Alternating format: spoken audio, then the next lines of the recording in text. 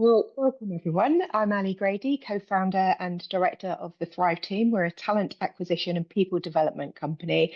And at our core, we believe that when people feel psychologically safe, included and valued, then they don't just survive, they thrive. And this topic of psychological safety is the one that we're going to be exploring today. So through our expert search and selection, coaching and training, we help individuals and organisations build resilience, foster connections and thrive both personally and professionally. Thank you for joining today's session, Savvy Ways to Create Psychological Safety. And I'm joined by the brilliant Sarah Harvey, and she'll be introducing herself shortly. We hope that you'll get involved in the session in whatever way feels comfortable to you today. Please do ask questions as and when they come up, and we'll do our best to answer them. Feel free to raise your hand or drop your comments into the chat. This webinar is being recorded and a copy will be made available to you after the event. So because it's being recorded, can we ask you to remain on mute if you're not speaking, and feel free to have your camera on or off, whichever feels most comfortable for you. This is going to be an interactive session. We hope you'll get involved in whatever way you can. And if you'd like to speak, then as I say, just raise your hand using the reactions button. And because it's being recorded, just a reminder that important not to share any confidential information. Sarah, over to you. Let's get started. So hi everybody, thanks for joining us today. Just a quick intro for those who don't know me, because I've put some information at the back of the slides if you want to get in touch afterwards. So my focus is always basically on creating the right conversational culture, so that you'll see me coming from that angle today on psychological safety. So the right culture where people can be their best selves at work. And practically what this means is I work with people one-to-one, usually through coaching, or I work in teams, leadership development and team facilitation, and also as a mediator, unfortunately, when relationships break down, which hopefully we can try and prevent as much as possible. So yeah, I think that's enough about me, because I want to share quite a bit with you through the course of the hour. So as Ali said, do put any questions in the chat. She's going to keep an eye on that for me. That's a bit too much multitasking for my liking, but I'm more than happy to be stopped as we go through, and we'll make it as interactive as we can. So why are you here? What are we going to cover today? Well, you know, it's quite a lot to cover in an hour, but I think we can make some good progress. The first thing obviously would be to just land what is psychological safety, so that we actually sort of all are understanding what we mean when we're using that phrase. And so just start with that in a moment.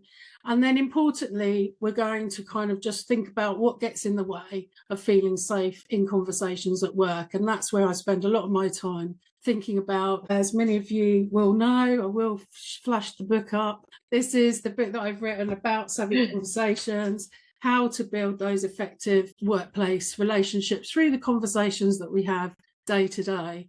And in fact, I've just completed some research on how leaders build trust through their day-to-day conversations as well, to build on that stuff. So I'm quite into it. I'm quite focused on it, but equally, I don't see myself as an expert in it. So I'm just happy to share what I've learned, and also to hear what you've learned too.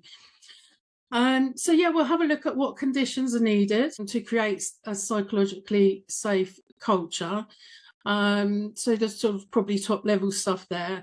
And then to get into some practicalities, how can my savvy seesaw approach really make you feel psychologically safe, particularly when you're giving and receiving feedback? So I hope you'll find that fun and useful, and something that you can take away and use straight away.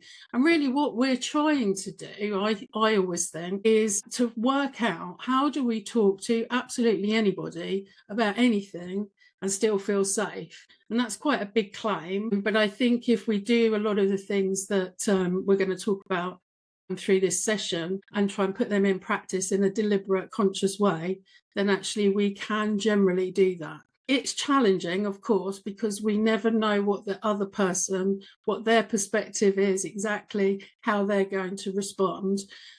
So we can't predict it absolutely, but I think we can do some things that sets the conditions up in the right way for conversations to always feel safe. Let's start with the definition then. So I'm sure some of you will have come across Amy Edmondson's work on psychological safety. She's, very, very well researched and very well written pieces about psychological safety at work in particular.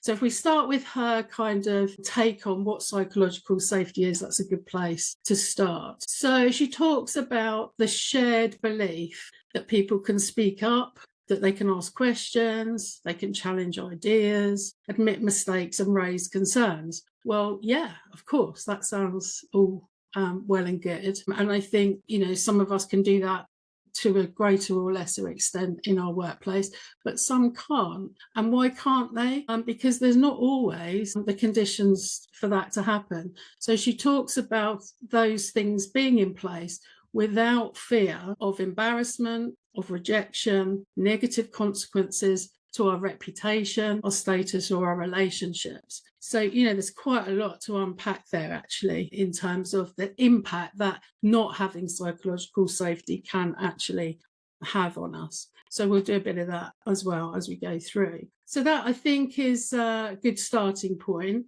And then I sort of took that a little bit further, I suppose, in some ways, insofar as that very much identifies the what needs to happen, what conditions need to be in place.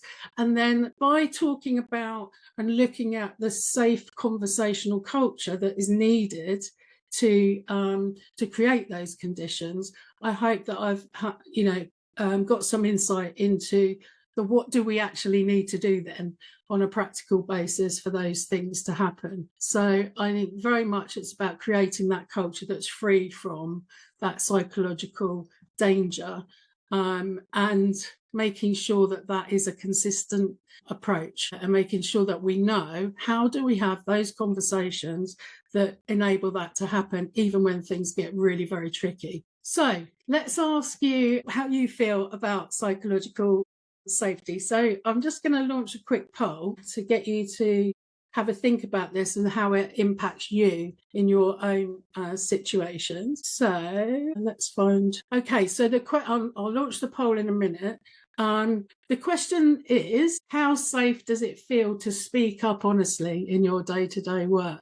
I hope you feel safe enough to answer that honestly. Obviously, just say what you would like to say. There's 4 options in the poll. Very safe, I can say whatever needs saying. Mostly safe, but I choose my moments, or it depends on the situation or the people involved, or not very safe. Well, I don't want to end the poll yet, just in case it has disappeared, but the majority of people, 52%, saying it depends on the situation or people involved. And the next response was mostly safe, but I choose my moments. And 17% very safe, I can say whatever needs saying, and 4% not very safe, I often hold back. End the poll, just share the results so people can see those. Sarah, is that surprising for you? Is that a typical sort of response rate for you? Yeah, I think it explains, doesn't it, why it's so individual, and we'll come on to that. I think it's feeling psychologically safe is a very individual situational thing, and of course it does depend very often on who we're talking to. So I'm not surprised to see that it depends is the highest result. Really great to see that 17% feel very safe and to speak up. That really indicates a really positive conversational culture within the organisation, or at least with the people that you most need to be honest with and speak up with. But it'd be interesting to hear, I don't know whether you maybe want to put any thoughts in the chat or hands up or whatever.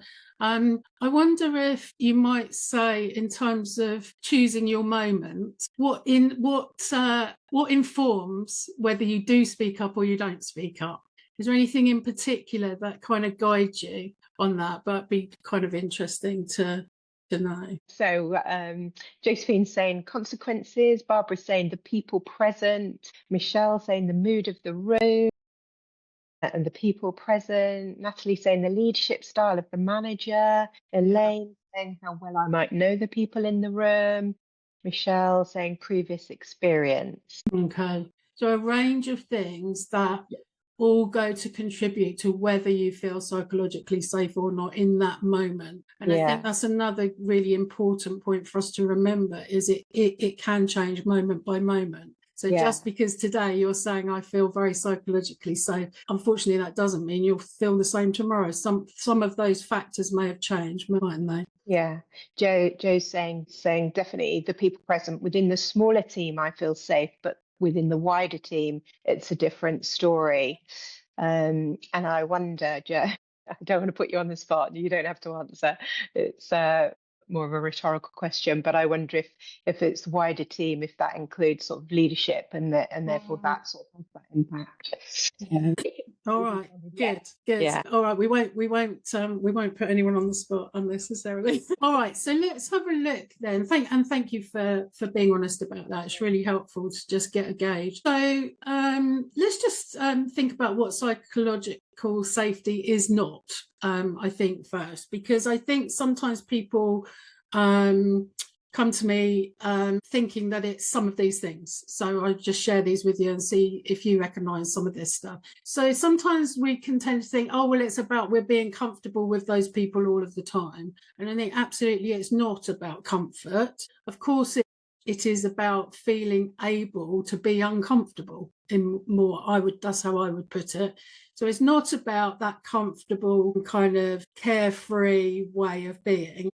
Sometimes I think when I go and work with teams, they'll say they can, yes, everything, like the culture is great here. And then when you unpick it, what you realise is actually people are being too polite. They're not speaking up. Everything on the surface looks as though it's safe, but actually they're not speaking up and talking about the things that they really need to talk about. So for me, that shows that really the psychological safety isn't quite where it needs to be. And of course, what goes along with that, it's not about avoiding challenge or disagreeing with people. It's not about avoiding conflict. Of course, we can disagree with people in a way that is healthy. And as long as we have those conversations with respect and sensitivity, we can absolutely have different views from our colleagues.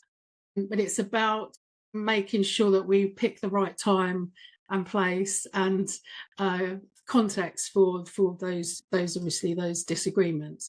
And it's not about personality or confidence. So sometimes people say, I'm not confident to speak up. But actually, it's not really their confidence much of the time. It's actually the lack of psychological safety, because whether we're confident or we're lacking in some self-confidence, whether we're an introvert or an extrovert, actually we will, if we're given the right conditions to speak up, we will speak up. We'll be able to speak up. So I think, knowing that it's not about our personality or something that's holding us back, it's about how we build the trust and the safety with our colleagues that's actually important. It kind of gives us a bit of agency that we can do something about it. Okay, so that's what it's not. And you may have other ideas to add to that list. But I think what it is, and I've already alluded to it, it's situational. Right, so you may feel safe in one meeting and you may feel unsafe in another meeting, or today or tomorrow could look very different. So it is situational, and we shouldn't take it for granted that it's always there. And also another key point, I think, is that it's a shared responsibility. But having said that, we all experience psychological safety in a different way. So depending on what our responsibilities are, whether we're a leader, whether we're a member of the team, what our previous experiences are, and those are some of the things that you already mentioned in the chat. We all experience it differently. So that's also important to know, because we may feel psychologically safe, but what about the person that we're speaking to? And for me, of course, I would say this, but it's shaped in conversation by everyone. So we've all got the means to have the conversation that creates or destroys psychological safety.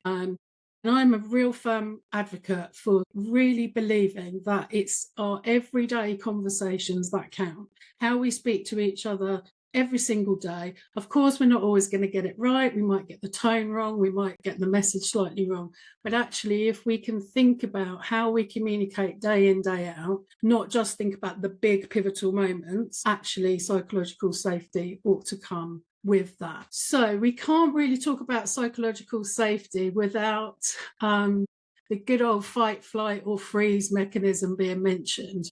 So I'm sure, obviously, you've come across this, you will have experienced it in some way or another. So our acute stress response that gets triggered when we don't feel psychologically safe. And I think it's actually really useful to just remind ourselves that it's not our fault if we get triggered and feel unsafe, because it's a real innate, automatic, instinctive reaction to threat. So when we feel threatened, our bodies respond in a certain way, our brains respond in a certain way. We can learn to manage that response, but actually I think it's really useful for us to recognise that that response happens and to tap into it, because if we know that it's happening, we can then decide to do something about it. So as I'm just talking about the fight, flight and freeze and the kind of reactions that we might tend to see either in ourselves or in others, maybe just have a think about your own response to feeling threatened, feeling psychologically unsafe, and what your go-to reaction is. You don't need to share that with anybody else, but to just really be honest with yourself about, do you really resonate with the fight response? So normally, if we're recognizing the fight response, that we want to destroy the threat. So we're going to get angry with people. We're going to shout at them potentially. We're going to potentially cause a conflict. We might feel annoyance, frustration, irritation. So it might not necessarily be a full-on row, but it basically, our fight response is to obviously fight back in whatever way is appropriate or not appropriate, but seems appropriate at the time. So I think some of us can probably recognise that in ourselves or in others that we work alongside. Is it more prevalent that we see flight, so that we're actually avoiding the threat? So actually, as soon as the threat comes, we close down, we end conversations, we withdraw. And the thing is, when that happens, that can very much lead to worry about going and talking to that person again, anxiety, fear, even terror about turning up to work. And this is where often what's happened when I get involved with mediation cases, this will have been very much, often a combination of fight or flight, but usually because there's that anxiety and that fear there of then continuing conversations, because we don't want to put ourselves in the same position again to feel under threat. So I wonder, if you recognise that.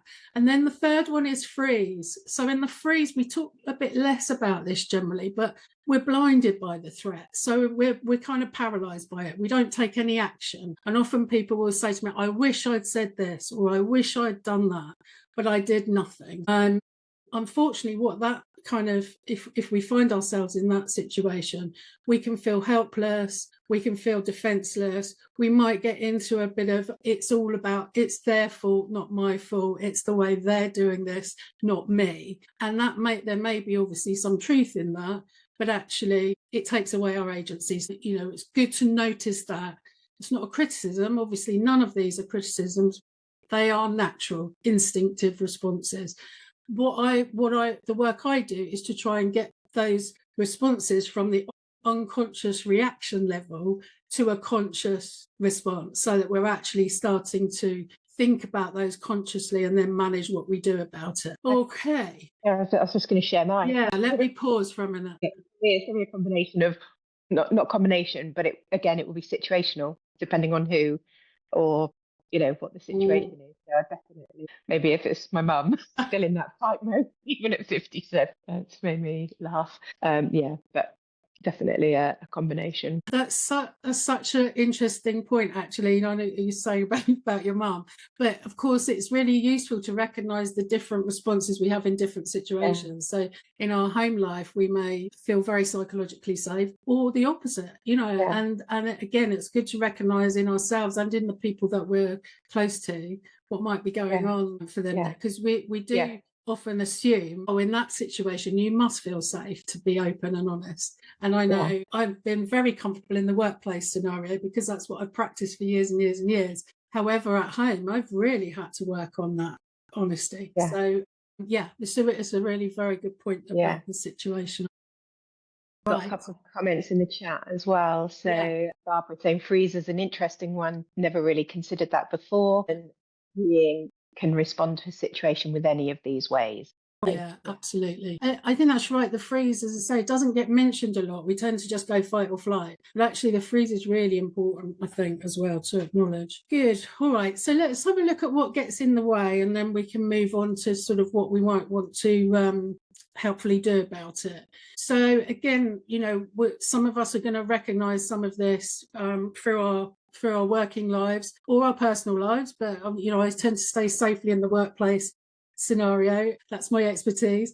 So that fear of being judged and labelled or misunderstood, I think that's a really big fear, isn't it? In my experience, and it's just my experience, I think that fear is heightened at the moment. I think over the last couple of years, that for me seems to be a bigger issue than it used to be. I'm going to say pre-COVID.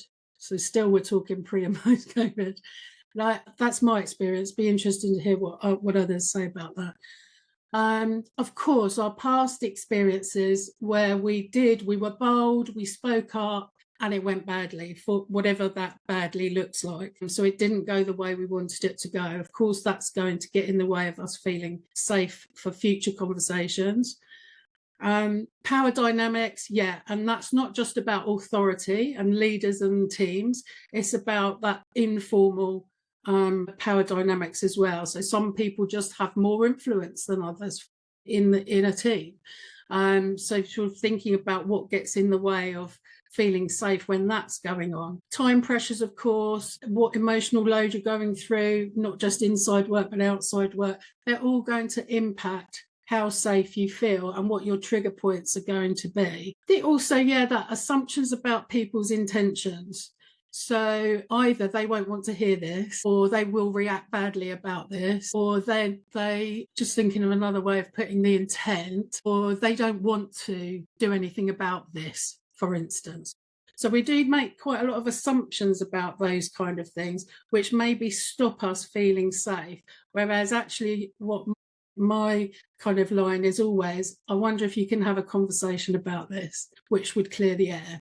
I'll come a bit more to that in a moment. So again, you don't have to share, but if you would like to share in the chat, it'd be really lovely to hear your thoughts. I wonder what most often stops you from saying what you're really thinking at work. Is there anything that hasn't come out yet that this has made you think about in terms of, what often holds you back and stops you saying what you're really thinking? I've got a comment here from Shretha. Hope I've said that right. Important to recognise race and unconscious bias, prejudice and insidious ways within an organisation may affect feelings of safety. Yeah, for sure. Yeah. And it's about being able to call that out, isn't it? To actually, but to feel safe enough to call that out as well, which could be a real problem. Kate saying worrying about consequences of speaking up, unfair treatment. Yeah, so that came up earlier as well, didn't it? I think the consequences is a really big one. And this, I think, is where leaders come in, really. So really being for leaders to really role model that it's okay to speak up and it's okay to disagree with me. As long as you do it in a respectful way and at the right time, then, when leaders encourage people to speak up and then reward them for that, rather than punish them for that, goes a huge way to create psychological safety. I think sometimes they're a bit worried. They dampen it down. They dampen down any dissent on the basis that it will create more conflict. And actually, no, I think it's the opposite. It's generally true. Yeah, and I think it's the assumptions we make about the word conflict. It's often seen as a negative, but actually if we didn't have some level of conflict and disagreement, we wouldn't move forward, would we? But I suppose we associate conflict, often wars are described as conflict, right, aren't they? And so it's it's how we use the language. So we've got a few more comments come in on the chat. So Natalie, past experiences and emotional load, fear of judgment. Samantha, assumptions, previous experience of how things have been taken, perceived, pressure put on myself to say the right thing. People being really busy generally, so sometimes we back off or leave things for another time, and perhaps then it loses its momentum, doesn't it, or importance. Claire saying, questioning my knowledge. Am I qualified or experienced enough to share my view? A fear of an extreme reaction, either the other person being upset or aggressive in response. And Joe saying, I think being open to have a meaningful discussion too, rather than a tick box exercise. Yeah, absolutely. And that range of things that you've shared there just shows why it's so difficult to maintain a good level of psychological safety all of the time, doesn't it? Because those are the things that we're experiencing all the time. And so we need to kind of put some conscious effort into making sure our relationships are strong enough so that when we disagree, when there is some conflict, which is inevitable in some ways, that our relationship can see that through. It's okay. And we can survive it rather than it breaks it. And then, you feel as though the dynamics are just too toxic now. The thing that's come to mind there, Sarah, is when we worked together. When, for those of you that don't know, the Thrive team was set up with myself and my then partner, now husband, and we obviously our personal relationship was really important. So before we decided to set up a business together, we did some work with Sarah, had a lovely sort of 3-day coaching retreat, happened to be in France, but that was irrelevant to the work that we did. And that was really because, our personal relationship was paramount. And we knew that in setting up a business together, we would have some challenges. In some ways, we're very similar. And when we're right, we're right. So what would we do when we had those disagreements or difference in views? We wanted to be able to protect our personal relationships. So the work we did with Sarah, even sort of 8-9 years later, are still really important to us today. And I know Sarah will come on to it later, but she's already mentioned it, so I'll mention it now. It's that right time, right place to have the conversation, and that, if you hold on to that, then it'll probably get you through most challenging situations. It is about building the relationship to enable you to have those perhaps more challenging and difficult conversations. Oh, thanks for sharing that, Ali. I mean, I love hearing it every time you share, even though it's such a long time ago now, because it shows how impactful it was to you to really think about this stuff. I think the key thing that comes out, from that is that I mentioned it earlier, that it's psychological safety is not about feeling comfortable all the time. It's about being okay, being uncomfortable, and knowing how you'll navigate that together, where the relationship can still survive it. So, thanks for that. Good. All right. So let's have a look then at what conditions are needed to create the psychologically safe culture. So here's a few suggestions for you to have a think about in general terms, and then we'll get more specific. So, you won't be surprised to see people need to feel heard. That's really important. We need to be able to ask questions, to challenge stuff. We need to actively welcome some honest feedback, that sort of thing. And importantly, notice when people aren't speaking up. So that kind of, we notice when people aren't getting involved. Silence is not ignored, because that doesn't necessarily mean that everyone agrees and feels safe. So I think that's really important. Of course, responses need to be respectful. So practical things we can do, that we listen without interrupting or correcting. I know that sounds so basic, but I cannot tell you the number of times that I've talked to people about that, and particularly where you've got a mixture of introverted and extroverted personalities. Of course, if you're more extroverted thinkers, you're going to jump in more quickly, you're going to fill silences. And actually, I've personally had to work on this a lot, because I get a bit overexcited about things. And so my enthusiasm can come across as, actually, you're not listening to my point of view. I know that's the case. So I have to really work on that and make sure that I'm listening without interrupting or correcting. And of course, the other thing is making sure that we're trying to acknowledge emotions and not minimize them, not put people down for saying that they feel a certain way. So, if we want to show respect, those are two really good practical places to start our thinking. Our behaviours, we want to be as consistent as possible. So there is a lot of safety in knowing how somebody is likely to react in a certain situation. So it doesn't mean you have to be a robot. It doesn't mean you're not showing your personality and responding appropriately, adapting your approach, but be consistent about your behaviour. So how people react under pressure and stress is a really good indicator. Like, do they allow their emotions to just come out, or are they a little bit more measured? And measured doesn't mean they're suppressing them. It just means that they're responding in the right way rather than reacting out of stress. And it says that safety isn't withdrawn when it's inconvenient. And I guess by that I mean, when we're busy, when we haven't got time for what we might think of as niceties, we can't just excuse, I know it didn't feel very safe then, but it was an emergency or whatever. But there are ways to keep our behaviours respectful and consistent without undermining the psychological safety. And then just finally, for now on that relationship repair is prioritised. So by that, what I mean is that we focus on the quality of the relationship and making sure that it's what we need it to be for not just today, but for, in a month's time or a year's time. So that what that means is we have to explore any misunderstandings. We have to talk about those. We might have to apologise for the way that we spoke. We might have been a bit sharp, or we may have responded with too much emotion to something which hasn't been very helpful.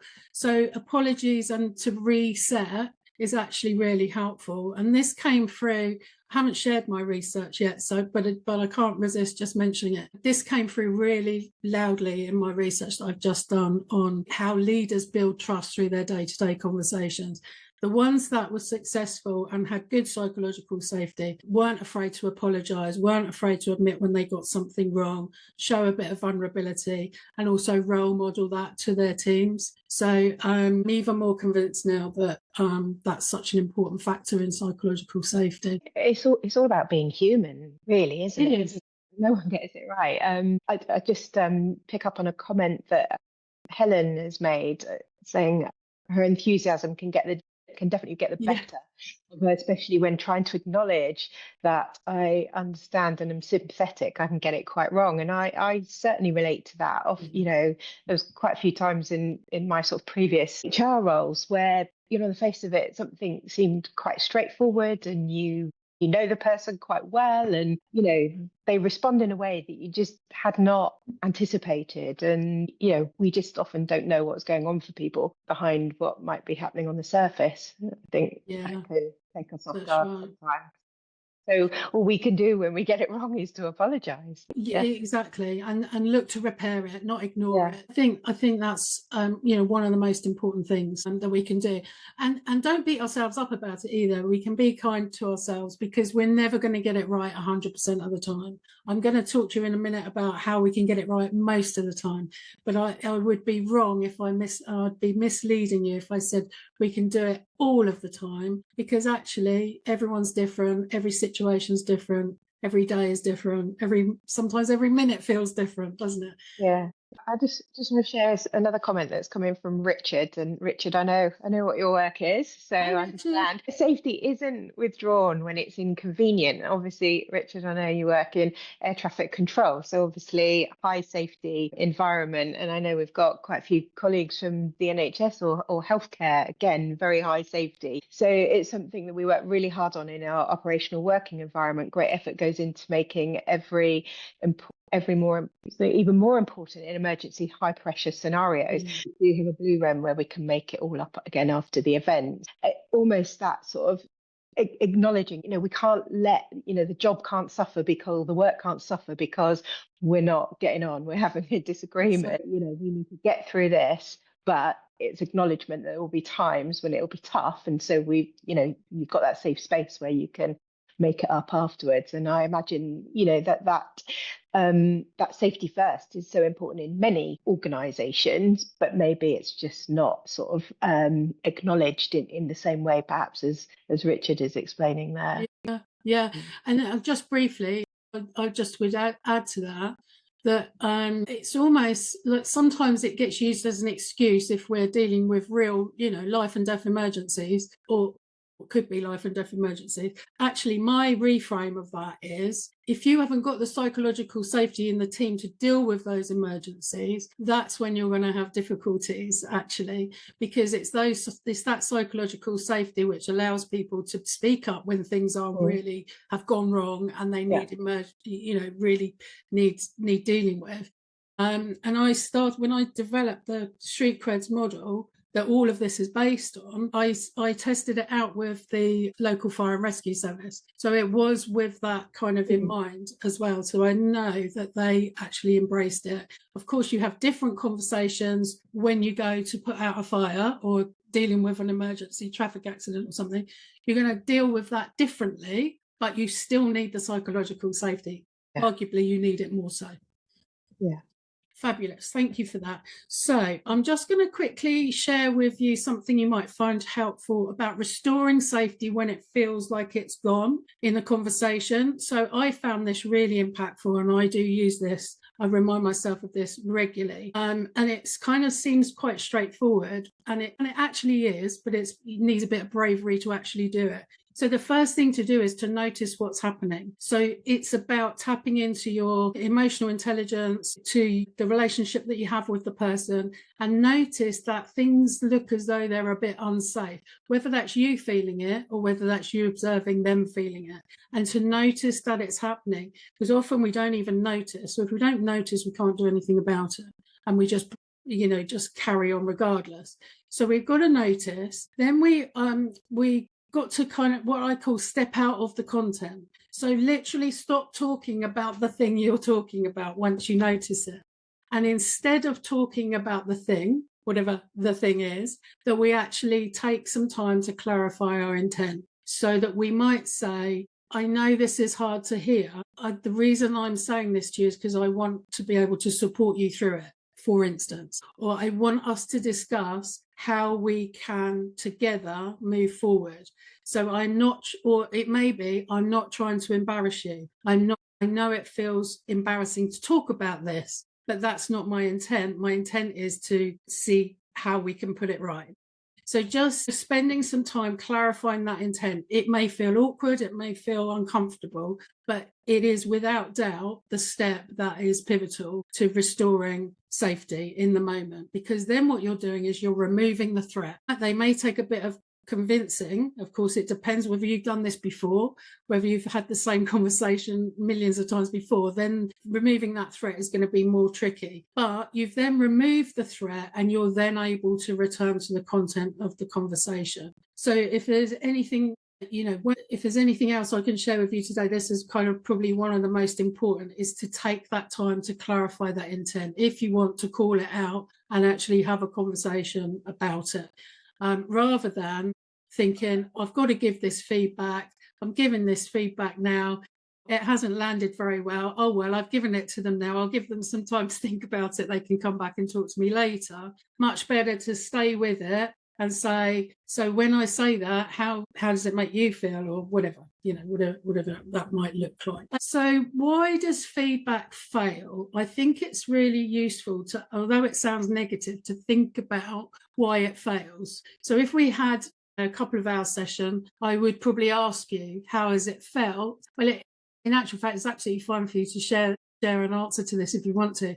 When you've received feedback and it hasn't landed well with you, how does that make you feel? We absolutely know the impact that poorly delivered feedback can cause, and the damage that it can cause to relationships and psychological safety. So why does it fail? The way it's delivered. We get defensive, we get anxious. Yeah, so that it often triggers that threat response. I often am asked to go into organisations and talk about how to deliver feedback more effectively. And this is the key, without doubt, this is the highest problem, is that the way that the feedback has been given in the past, not necessarily by that person, but the previous experience has then made the person defensive. So it triggers that response back to that fight, flight and freeze. They immediately can go back to that same response. And then you've got a lot of work to do to overcome that before you can actually have a useful conversation. And of course, often the goals of the person giving the feedback and those that are receiving the feedback are different. So it's worth spending some time thinking about agreeing what those are at the start, rather than getting into the detail and then finding that you're coming from different angles. And I think also what I see a lot is that it can feel very one way. So it's like, I've got some feedback to give you. I need to tell you this about your performance. Then you need to go away and deal with it. Whereas in my experience, it works far better if we can properly engage people in the conversation. Again, that takes a bit more bravery, because we don't know what they're going to contribute, what they're going to say. We're opening ourselves up potentially to some criticism about our role in the situation. But if we're going to give feedback, the way I look at it is, if you're going to take the time to do it properly, and make sure that it doesn't feel one way or imposed. And of course, as we're saying, if it's handled poorly or received poorly, it is going to damage that trust and safety. So yes, to think about. Ali? I was just to say, there's a couple of comments from Debbie who says that, it's not what's said so much as how people say it, but also some individuals don't have insight into their own capability or behaviour, which means as it comes as a surprise, or they don't accept or want to hear it. Yeah, that is true. Yeah, and that's why perhaps the feedback is all the more important. Exactly. Yeah. Because the thing is, if people aren't ready to hear it, what's the point in giving it to them in some ways, right? So I'm not saying then avoid the conversation, but what I'm saying is you've got to set the conditions up so that they are ready to hear it. So you've got to do that first before you get into the content of what it is you need to tell them. Yeah. So let's go on to the seesaw, because that really ties into this. Absolutely. So here's my savvy seesaw. So you remember, some of us, it was a long time ago, we went on a seesaw in a playground. Others of you may have done it at the weekend. We don't need to share that. But if you remember sitting on a seesaw in the playground, and often the seesaw would go sharply from one side to the other. And the aim always, as I saw it, was to kind of bounce nicely in unison, but so that it was a positive experience for both sides of the seesaw. So I've taken that analogy and applied it to, well, in this case, I've said giving and receiving feedback, but effectively any conversation that you have is trying to do two things. It's trying, on the one hand, to get the result. So if it's giving feedback, you want the person to hear the feedback so that they can do something about it, or so that they can change their behaviour, or their performance improves, whatever the scenario is. So we want to get results.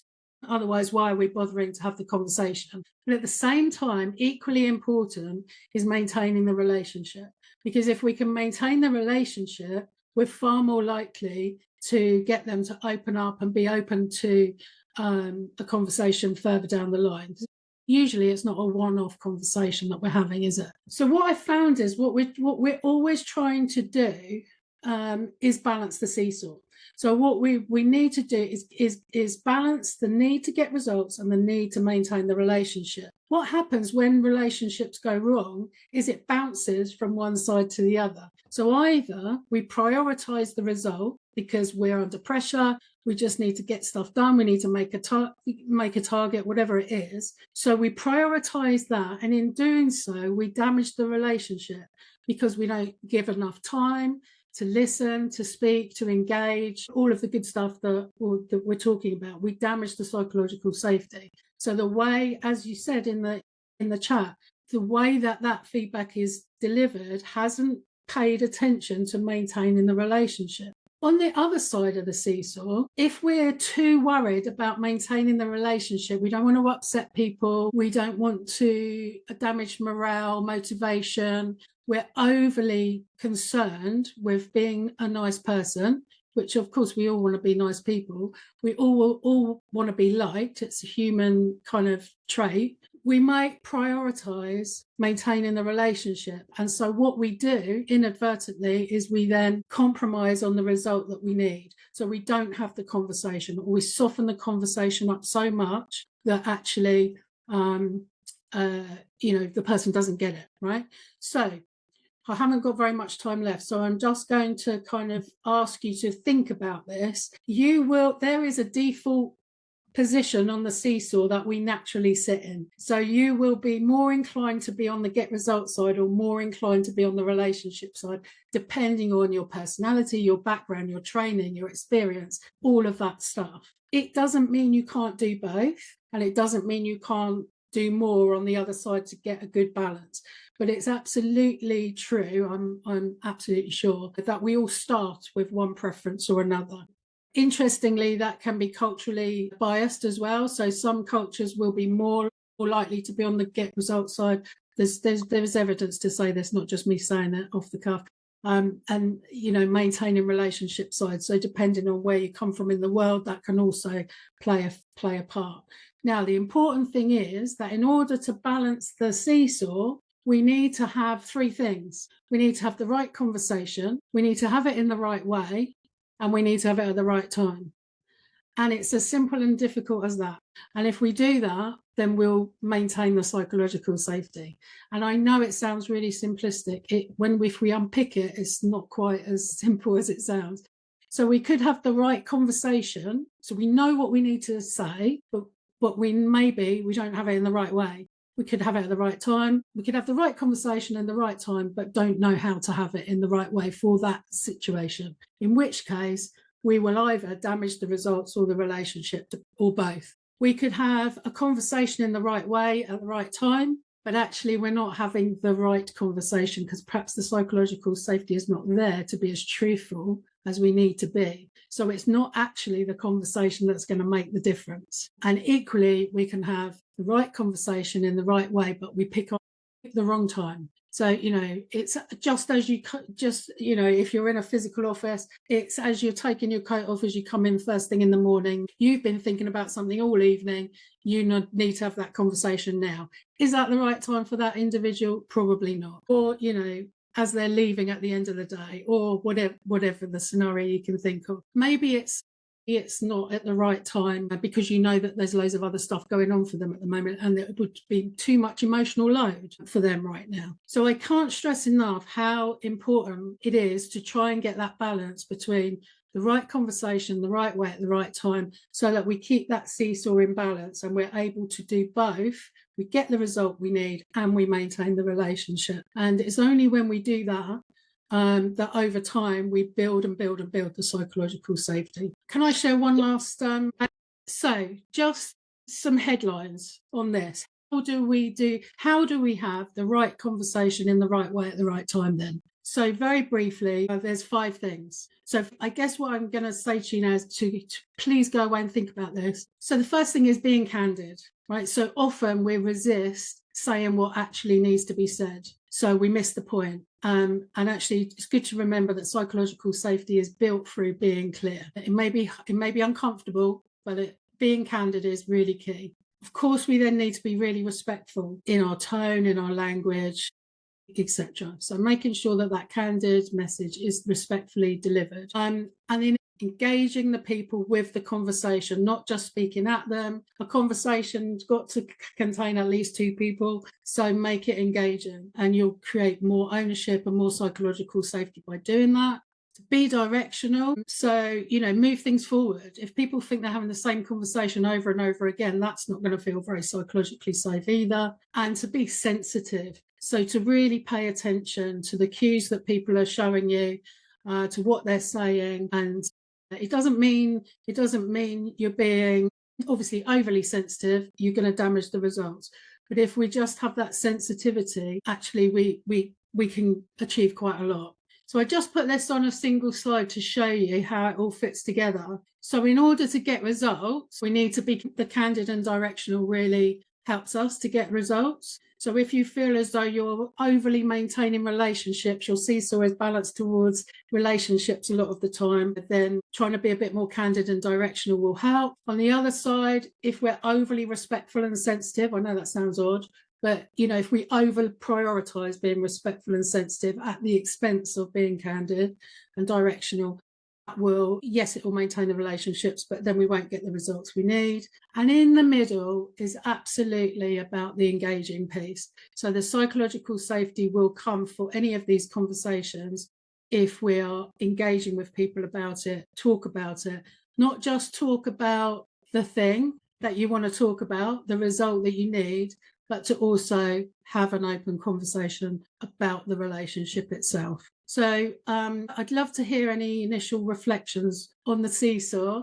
and how that might help you. I guess the final question to just get you to think about that if you wouldn't mind sharing, is which of those, if you're happy to share, which of those 5 things do you think you maybe want to rebalance? Candid, directional, engaging, respectful, sensitive. Be really great to hear that by way of close. Sarah, Kate has asked, is it possible to go back to the last slide very quickly, please? Cool. I just want to, unless there's any more questions from anyone, I'd just like to say thank you so much, Sarah, for all of your insights today, and also to everybody for all of your comments in the chat and your contributions. I think it's been a really good conversation, and hopefully it's been helpful for people. If you'd like to continue the conversation or explore how we can support you, then connect with either myself or Sarah. You will receive a copy of the recording in the next few days. That will be emailed out to you automatically. And I'm just going to drop into the chat our next webinar, which is coming up on the 25th of February, which is Menopause at Work, what employers need to know before the law changes. And you can register using the link that I've just put into the chat. We're going to be joined by Richard Hiron, who is an employment law specialist, and he's going to be talking us through the menopause-related changes that are coming through in the Employment Rights Bill. So thank you so much, Sarah. It's been a brilliant session today. Thank you, everyone, for joining us. The recording will be with you as soon as we can get it to you. So have a great rest of the day. Thank you.